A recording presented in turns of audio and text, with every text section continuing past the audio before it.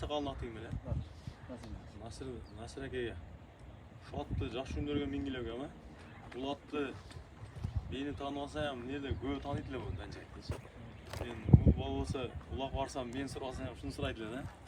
Nasır akaya aytmakçı sandıkta at bilerim. Jaşı görüp jay bir sezon bağ koydum ki ama.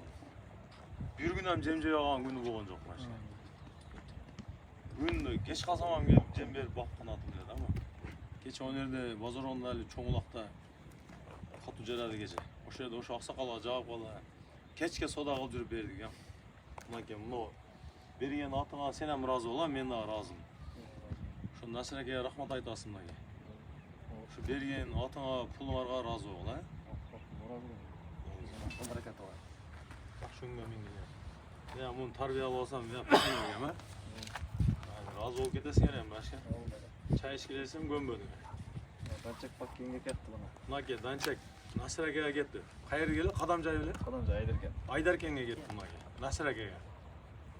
Oşa kişi o cazdayan bir soradı le. 700 bin so'mga berasiz bilir.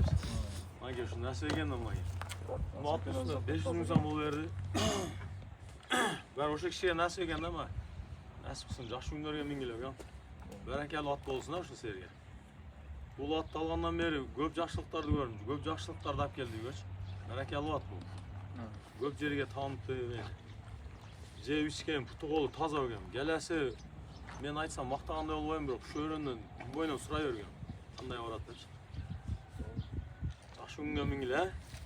Sizden ortadan puldan barakat alın. Рахмат кен.